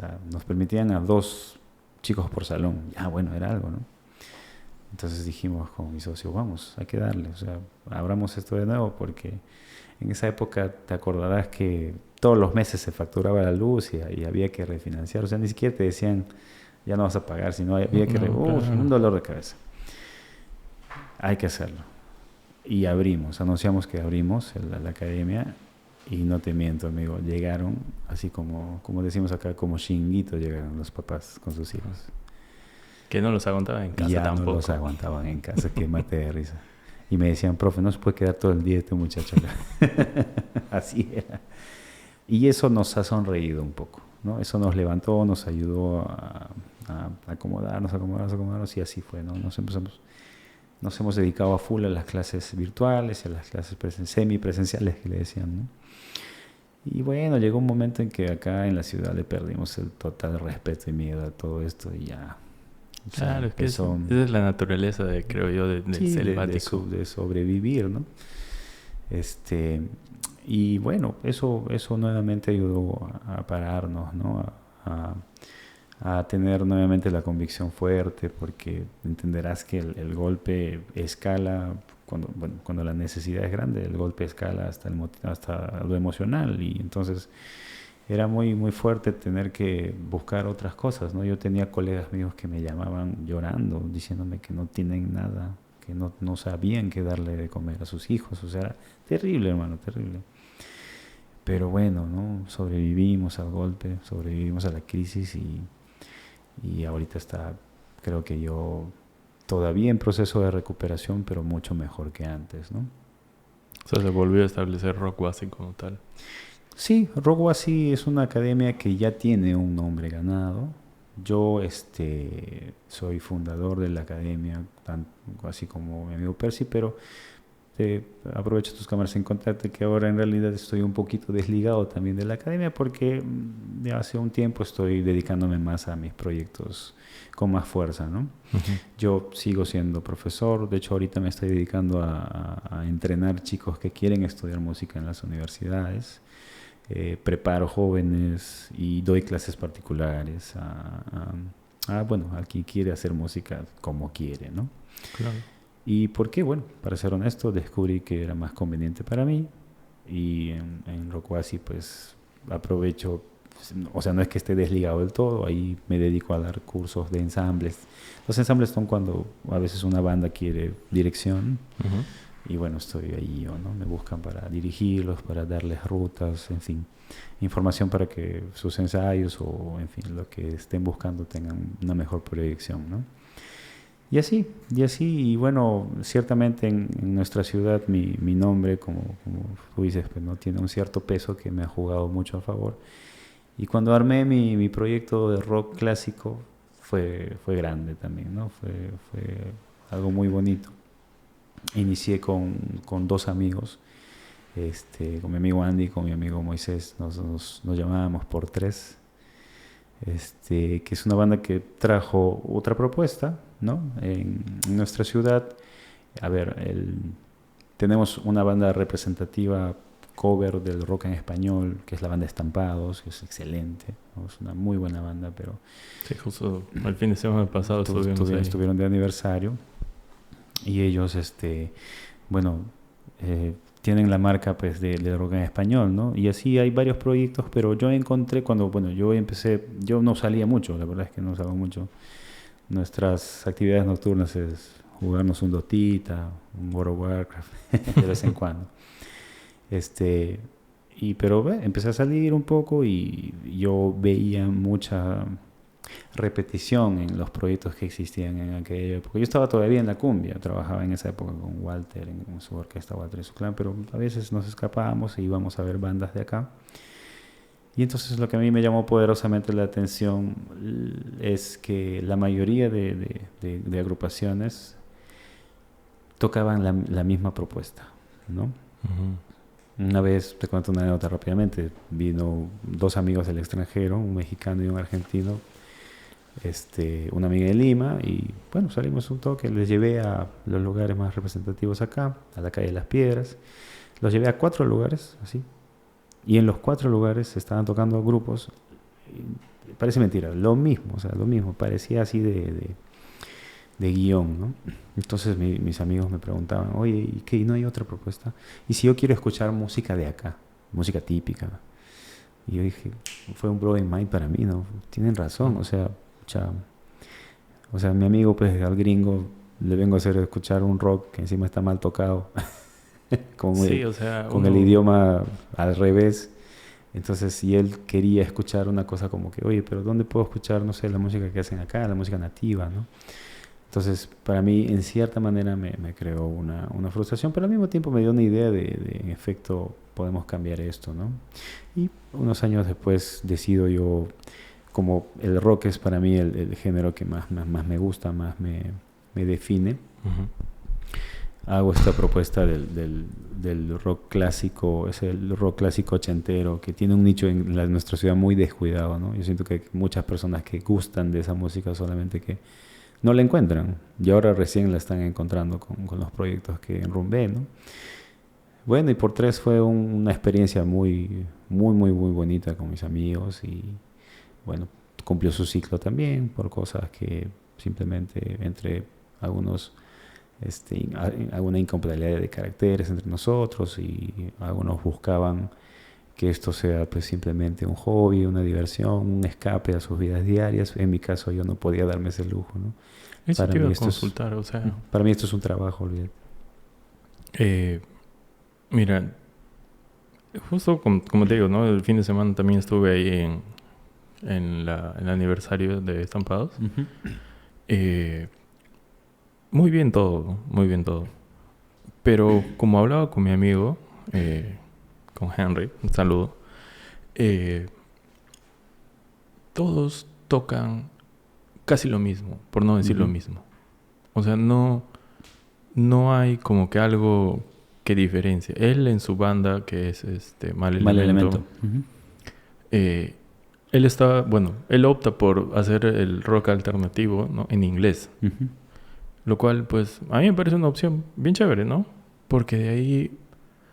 O sea, no digo que esté mal, pero se escucha la misma música y te vas, o sea, muy, muy aparte de ese evento, te vas a como tú dices, a un bar, ¿no? A la Calle de las Piedras, Uh-huh. y te tocan lo mismo. O sea, ¿qué es lo que pasa con esos grupos que no sé si es porque ellos no quieren hacer otros temas o porque sienten que tal vez el público no va a tener esa acogida con esos temas? Es ambivalente y además que la zona de confort es un peligro, ¿no? Porque te quieres quedar ahí y es un peligro justamente porque se convierte en un círculo vicioso. Tarapoto tiene un nicho muy rockero, pero se ha quedado muy atrapado de pronto en cierto sector del repertorio de canciones, ¿no? De pronto no se tuvo la oportunidad tanto para el oyente como para el que lo ejecuta de descubrir, oye, también puedes tocar este tipo de rock que es exactamente igual, digamos, en valor musical y te va a encantar igual y lo puedes disfrutar. Entonces, yo creo que hay un bendito subterfugio que dice, eso le gusta a la gente. Sí. Entonces, ese es un problema, pues, porque te encierras en ese círculo vicioso y entonces a ese colega mío quisiera preguntarle, ¿dónde están tus ganas de salir de ese círculo? ¿Qué tal si puedes hacer? Porque capaz eres, o sea, nada te detiene. Y además, si eso le gusta a la gente, ¿por qué no podemos trabajar en conjunto para que también le gusten otras propuestas, ¿no? Mal Elemento, y te puedo mencionar otras bandas como Amazon Stone Project, uh-huh, y por ahí otras que considero son los yo, por ejemplo, con mi banda considero que somos los outsiders ahorita, ¿no? Porque yo estoy muy terco con mi propuesta de rock clásico, o sea, olvídate, desde 60, 70, Beatles, cosas que no se escucha acá o no se escuchaba porque siento que ya se están escuchando. Y en el caso de Mal Elemento, que es el alternativo noventero, por ahí, claro, ¿no? Y bacán, buenísimo, porque, o sea, ahí te estás saliendo de la línea con lo mismo, con prácticamente lo mismo, o sea, con las mismas ganas, con el mismo género, en fin, ¿no? Entonces, ¿qué pasa? Yo considero que este tipo de actividades como la del domingo pasado tienen que hacerse más seguido para que justamente se vean esas propuestas. Yo estoy seguro que muchas personas no saben que Henry tiene una banda que hace este género y que podría estar tocando en cualquier lugar con la gente que gusta de este género y la cosa se diversifica, pues, ¿no? Ese es el gran problema. Y ahora, esta conversación tiene años, amigo, o sea, no es de ahorita. Venimos conversándolo. El único problema es que no se ejecuta justamente por esta bendita zona de confort que yo considero que es el enemigo, ¿no? Los bares o los dueños de los bares dicen no se quieren atrever, cierto, sí, hay ciertas excepciones, como no, pero no se quieren atrever a darle al público otra propuesta, y es entendible también porque piensan en su negocio, ¿no? Si va a venir una banda a tocarme canciones que no quiero escuchar, probablemente no venda hoy, pero en ese caso, en ese ejemplo, yo aplaudo mucho a los que sí están apostando, ¿no? Que se mantienen firmes. Y que se mantienen firmes, ¿no? Bueno, va a tocar la banda tal, por último, si no es de tu agrado, las puertas están ahí, te puedes ir. Pero otra cosa que es un gran déficit de nuestra ciudad, amigo, es que no existe una comunidad como tal, ¿no? ¿Para el rock? ¿O para En general. Para los que prestamos el servicio del entretenimiento con el rock o con una banda tocando, ¿no? O sea, todavía estamos muy atrapados y esto es lamentable, realmente lamentable. Estamos atrapados todavía en el dime y direte de mente grupo, ¿no? Yo he notado mucho eso también, de que el famoso raje, el chisme, como si eso sumaría, ¿no? Ya pasó buen tiempo y eso todavía está ahí.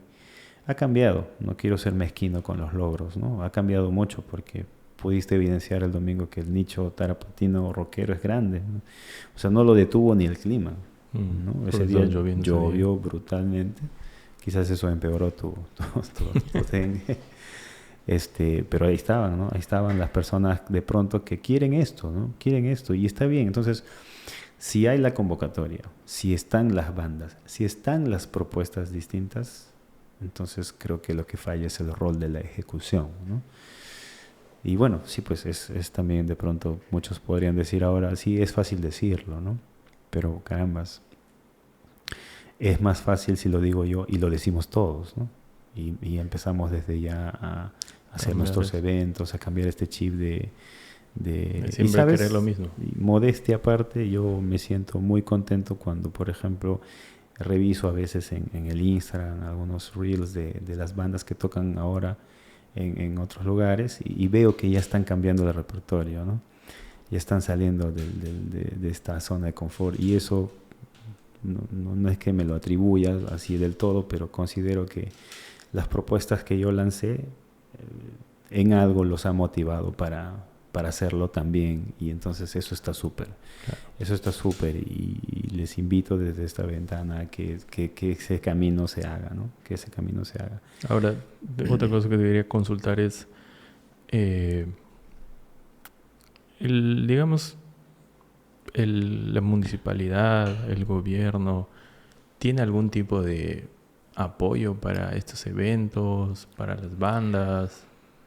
¿Algo que los incentive o es propio, privado de su bolsillo de cada uno? No hay ni siquiera la necesidad, o en todo caso la iniciativa de preguntar, chicos, ¿cómo van? Ni eso, a menos yo no lo siento. Y mira, yo sinceramente no es que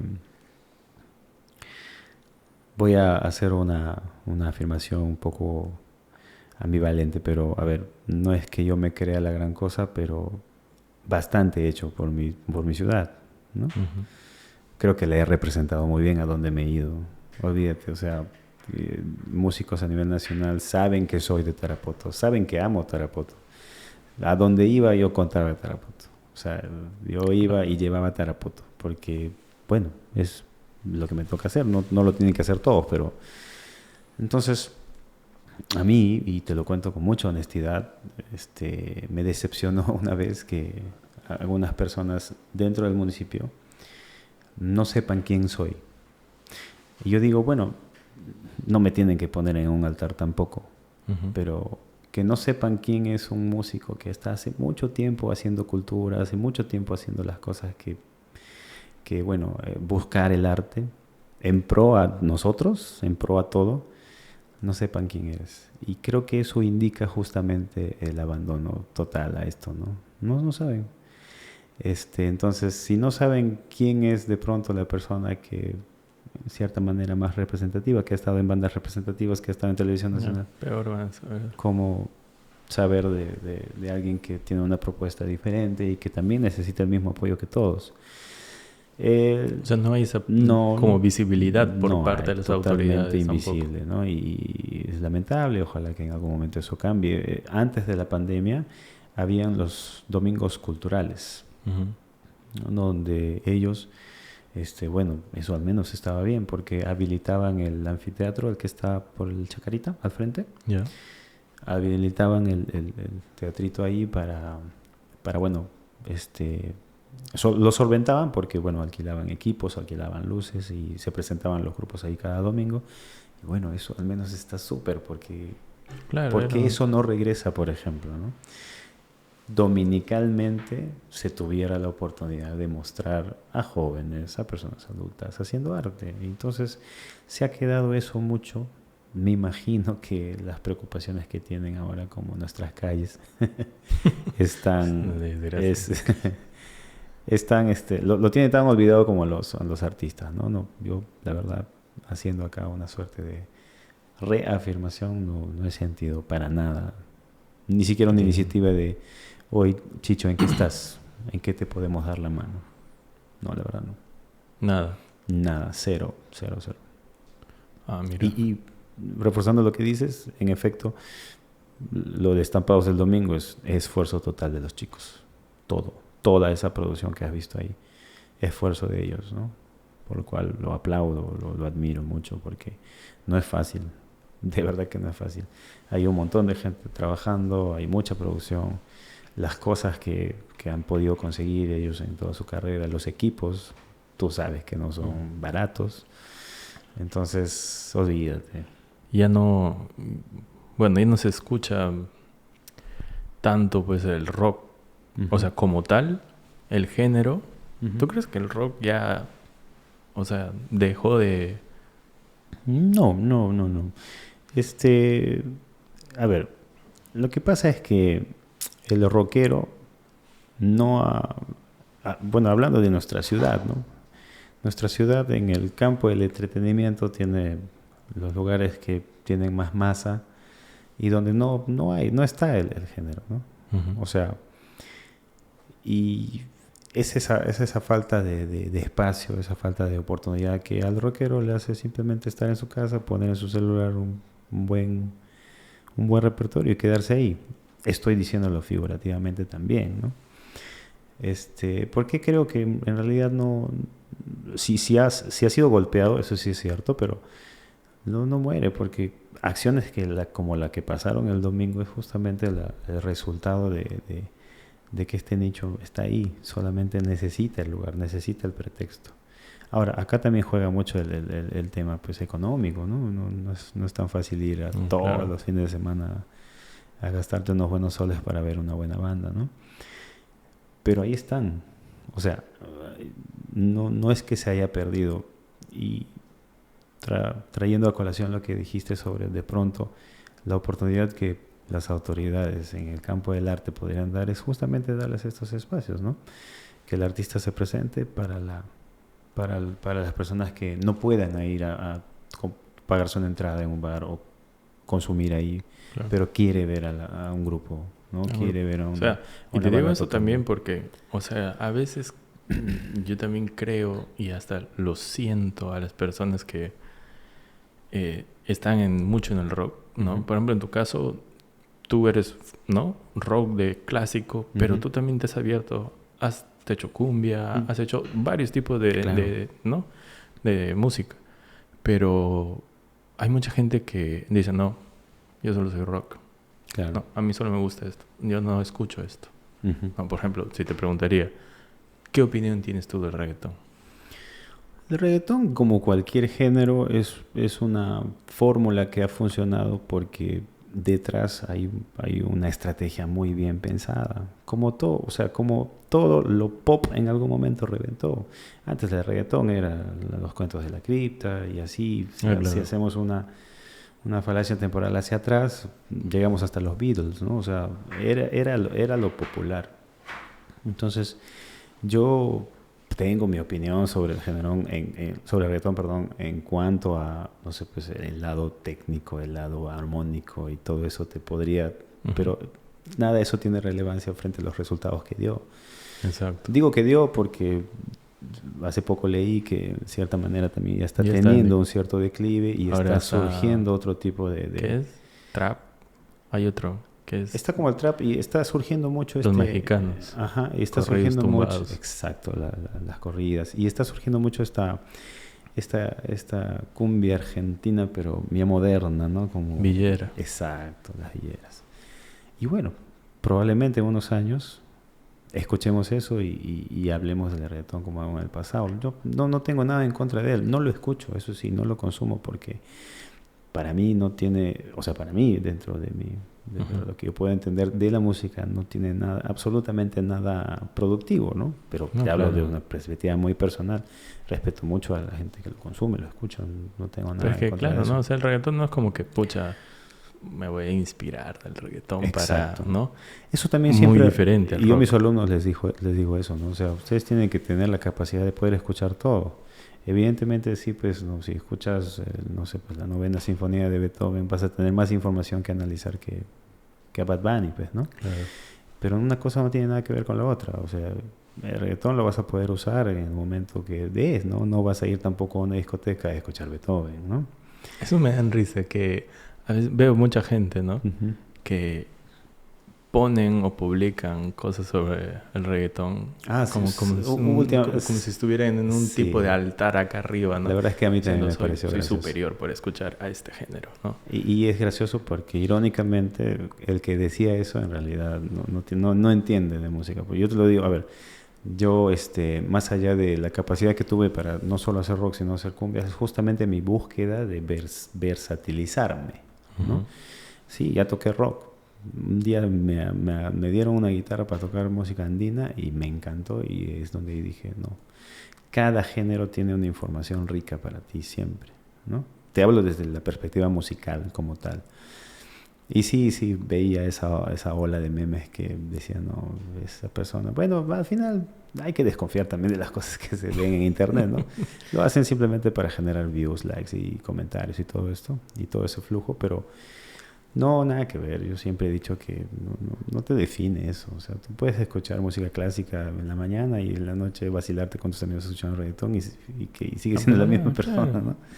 No tiene nada que ver una cosa con la otra. Ahora, y digamos que hasta esos géneros hay cierto tipo de esfuerzo en hacerlo. Mira, te cuento algo. Excelente lo que dices, porque tengo amigos que son mis colegas y me dicen... Escucha este disco que lo hizo el productor X.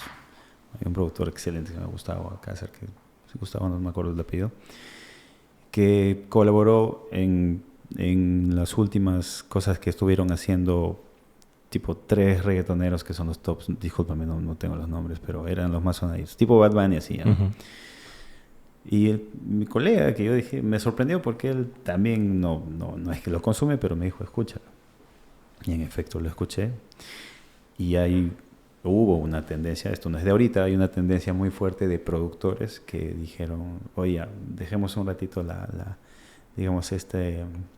el minimalismo del reggaetón y empezamos a hacer un poquito más de arreglos, ¿no? Uh-huh. Y tanto así, hay un disco de Bad Bunny que hace reggae, que hace merengue, que hace creo que cumbia. Sí. Y entonces ahí ves el trabajo del productor. No, ya el pata cantará pues como si tuviera una papa caliente en la boca, pero pero entonces sí dije, ok, ahí viene lo que dices, ¿no? O sea, en efecto, ese trabajo del productor de poder acercar al artista o de pronto sacarlo de donde estuvo siempre. Claro. Oye, mira, haz esto. De tener esa visión. Y al mismo tiempo le vuelve capaz de, oye, sí lo puedes hacer, ¿ves? O sea, sí lo hiciste, ¿no?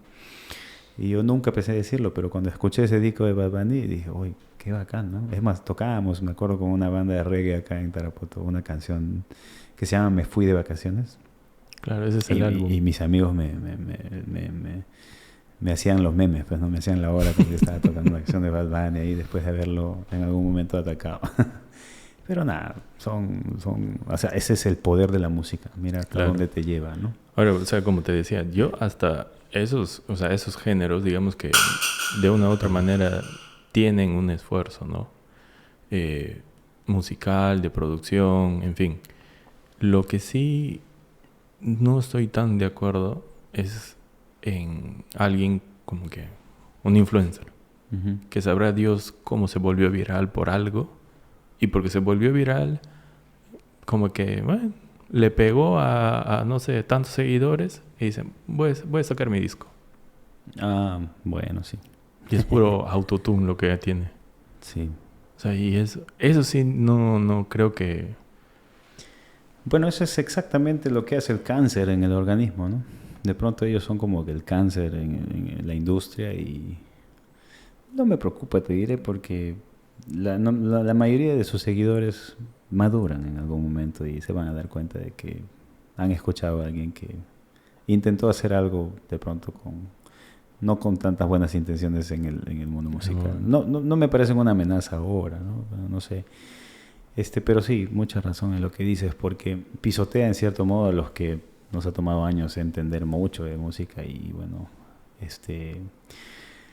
pero, a ver, hay una frase muy conocida de un cómico músico que dice, Mozart da para todo, ¿no? Pero lo dice irónicamente porque incluso salió una versión reggaetón de canciones de Mozart. Bueno, Mozart da para todo. Y es básicamente eso, ¿no? Yo siempre digo, o sea, ya está bien que te guste. De pronto no lo normalices, ¿no? Uh-huh. No lo normalices en el sentido de que, no, esto es lo mejor, ¿no? Porque te estás cerrando la oportunidad de escuchar cosas que en efecto te van a dar más información, ¿no? Y sí, pero yo a mis alumnos siempre les digo, no sé, nunca se cierren. Y obvio, y ojo que les digo en base también a la experiencia y al error. Yo también era más chico, era rockero, o sea, decía, no, yo escucho metal. Me burlaba de mis amigos que escuchaban cumbia, ¿no? Y cuando empecé a tocar guayno me sentí el más tonto porque dije, wow, o sea, qué hermoso, qué tal información, qué tal inyección de cultura, de música, y además descubrir tu identidad por medio de la música también es una sensación espectacular, ¿no? Claro. Y más cuando ya lo aterrizamos a la música selvática como tal, cuando ya empezamos con la cumbia y eso, ¿no?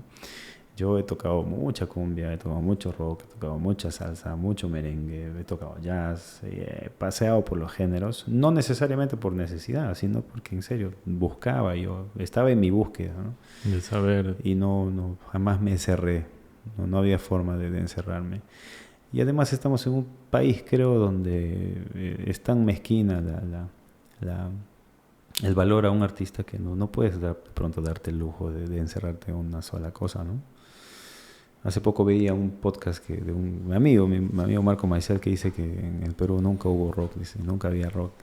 Y se hizo viral, ¿no? Pero no, yo creo que eso no es tan cierto, ¿no? En realidad el rock, como cualquier manifestación cultural, nace como nació en el país más oriundo, ¿no? Así del blues, de decir las cosas, de protestar las cosas, de tratar de expresar tus sentimientos de la manera que puedes, como sabes y como debes, ¿no? Y eso sí, estamos en ese círculo, a algunos les gusta, a algunos no, a algunos les encanta, y eso es lo bonito, pues, ¿no? Eso es lo chévere, eso es lo que motiva. No puedes gustarle a todo el mundo, no eres una pepita de oro, ¿no? Y es chévere cuando también existen en cierta manera los que están en contra siempre, ¿no? Porque hasta te ayuda a ver, pero quizás tenga razón, ¿no? De repente podemos darle una vuelta a esto y no sé, pues, ¿no? Hacerlo de diferente manera, pero lo que no debe cambiar es la esencia, ¿no? La esencia es lo que te define. Yo, mañana me llevas a tocar cumbia, lo voy a tocar y voy a tratar de ser lo más profesional que soy, pero si me preguntas, yo soy rockero, ¿no? Yo amo el rock. Bueno, ya creo que vamos llegando a la hora de culminar. Nosotros acá, por forma de pauta, tenemos 2 preguntas que hacemos siempre. Correcto. La primera pregunta que quisiera hacer es si hoy día, Dios no quiera, es el último día que estás acá con nosotros, ¿qué te gustaría comer? ¿Qué me gustaría comer? Bueno, ya que yo soy un comelón, hermano. No, hay muchas cosas en mi cabeza en este momento, pero me encantan las pastas. Y hay un lugar en la capital, en Lima, que es un hueco, donde venden, se llama El Gran Sabor. No sé si algún día fuiste a la avenida Arenales. ¿El Gran Sabor en Arenales? Ajá. ¿Qué parte? En la cuadra 14 exactamente. Es enorme. Está en ¿Por el una centro esquina. comercial? Creo que el centro comercial está a 1 o 2 cuadras más. Ya. Y ahí yo siempre me pedía un tajín verde. O sea que ahí te sirve, empieza así un cerrón. Y la sábana de apanado. Exactamente. Y un bistec así por una sábana ahí. Creo que eso me lo empujaría sabiendo que al día siguiente me voy. Qué rico. Me encantan mucho las pastas, la salsa blanca, la salsa roja, la salsa verde. Y es más, aprendí hace poco a cocinar y me divierto mucho también haciéndolo. ¿Sí? Uh-huh. Yo sí, pucha, a mí sí me gusta la cocina. Uh-huh. Y bueno, primero empecé con platos normales, ¿no? Por así decirlo, platos de acá de la zona. Con un guisito. Sí, así aprendí. un guisito, así. Después aprendí a hacer hamburguesa desde cero, el pan desde cero, todo. Bacán. Y últimamente le estoy inclinando más al tema de pastas. Pero el tema de pastas, ¿cómo se debería hacer? Correcto. En el sentido de, nosotros acá tenemos muy mala información, como que tu mamá te ha enseñado a ti, ¿cómo sabes cuando el tallarín está bueno? Agarra y lo lanzas. Y si se pega es porque está bueno. Pero así nos han enseñado, sí, ¿no? Pero está totalmente mal. Okay. Entonces, porque ahí en el sobre donde viene, te indica cuando la pasta está al dente y cuando está bien cocida. Entonces, sí, pues, muchas cosas, ¿no? Por esas creencias es justamente que vienen las indicaciones. Claro. La pasta al Alfredo.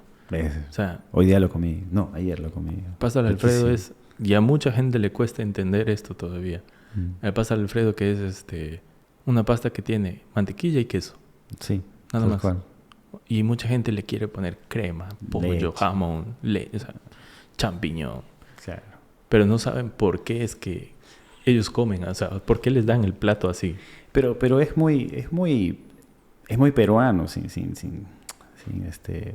muy peruano mezclar las cosas, ¿no? No, es que no es porque lo hacen porque sea muy peruano, sino es que tú cómo vas a cobrar 25 soles por tallarín con mantequilla y queso. Okay. Entonces yo tengo que meterle cosas para que, claro, ¿no?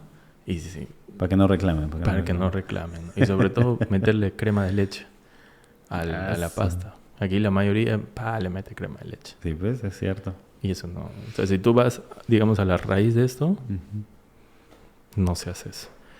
Bueno, esa es una. Y la otra pregunta es, ¿qué le dirías a ese chicho que está a punto de irse a Lima a estudiar su carrera de música? Wow. Que no tenga miedo. Que eso es lo primero que le diría. Que todo lo que le venga lo apechugue como tiene que ser. Que está bien llorar, que está bien derrumbarse, que está bien caerse. Y que si vas a ir para atrás, que sea solamente un impulso para que tu horizonte sea más amplio, ¿no? Le diría enfáticamente eso. No tengas miedo y dale, porque te va a ir bien. Mira, interesante. ¿Verdad? Me olvidé. Feliz Día del Padre. Hoy, ¿verdad? ¿No? ¿Verdad? Tengo hijos. O sea, me había olvidado en la presentación de decírtelo, ¿no? Muchas gracias. Felicitarte por el padre. ¿Y cómo manejas tu vida Bueno, es que tú eres independiente, ¿no? Por así decirlo, entonces... Bueno, tengo 2 niños que me hacen muy feliz. El mayorcito es hijo de mi pareja. En sus venas no corre mi sangre, pero eso es lo menos importante, ¿verdad? Ah, claro. Es alguien que yo adoro mucho. Lo considero mi hijo. Y bueno, mi hijito, ¿no? Mi hijito Arian, que nació hace 2 años y 2 meses exactamente. Nada, la verdad es que han llegado a llenarme la vida de motivación, de todo, ¿no? Y eso es, y ahí voy, ¿no? Rescato mucho lo que acabo de decir porque, en efecto, ¿no? Cuando me enteré que iba a ser papá, en cierta manera el miedo invade. Dices, ¿qué? ¿Cómo lo voy a hacer? ¿Cómo se hace? ¿Cómo es esto? ¿No? Pero no, yo creo que la vida ya nos ha preparado para que lo que venga, ¿no? Y nada, son niños que me hacen feliz todos los días y están muy atentos a lo que hago. Bueno, sobre todo el mayorcito, ¿no? Él siempre parece que le está jalando ya un poco mis actividades, le gusta, siempre pregunta, siempre está escuchando cuando doy clases virtuales, él está ahí escuchando y por ejemplo, ¿no? Yo a veces les enseño a mis alumnos a entonar notas en una partitura, qué sé yo, y él está reproduciéndola también y eso me llena de orgullo porque digo, qué lindo, ¿no? Qué bonito, está atento, está jugando ahí, pero está escuchando y él está cantando también. Y es, por ejemplo, el mayorcito es bien afinado, ¿no? Entonces yo digo, ya. En mi hijito menor, por ejemplo, lo que me sorprende es que nunca nadie le dijo que es una baqueta. Y él una vez la agarró y se fue al tambor. Y ya, esos son indicadores. Creo que lo que se hereda no se hurta, ¿no? Claro, vive en la sangre. Y entonces también vio mi guitarra y bueno, también seguro es porque me ve tocar, pero vio mi guitarra y no es como cualquier niño que quiera agarrar las cuerdas así, ¿no? Vio mi guitarra y la hace así, como que buscándole el sonido, ¿no? Y dije, bueno, ya se fregó. Bueno, pero también tú ya estás trabajando todo ese camino, ¿no? Por si alguno de los dos claro. ya no le va a tocar de alguna manera pasar por lo que has pasado, ¿no? Claro, tal cual. Y nada, ellos son, para mí es lo mejor que me ha pasado. O sea, lo más bonito, sí, ¿no? No tengo, su mamá y yo estamos muy felices con los dos porque todos los días son el motivo de que hasta nuestras diferencias se diluyan, ¿no? Muy bonito. Y seguir dándole. No olvídate. Levantarnos con ellos es alucinante, sí. Muy lindo. Es una experiencia genial, bonita, hay que estar preparado obviamente y nada, este es un mes bonito y aprovecho en saludar a todos los papás, ¿no? Qué bien, Chicho. Muchísimas gracias por tu tiempo. No, hermano, gracias a ti. Y habrá seguramente otra oportunidad para seguir hablando de... Hay mucho que rebanar aún. Sí, que no de todas maneras. Ahorita el tiempo nos ganó ya. La próxima hablamos de nuestro vicio, del juego. Totalmente. El juego de video. Muchísimas gracias, Chicho, gracias, por tu tiempo. Gracias a ti, hermanito, y bueno, atento a cualquier cosa.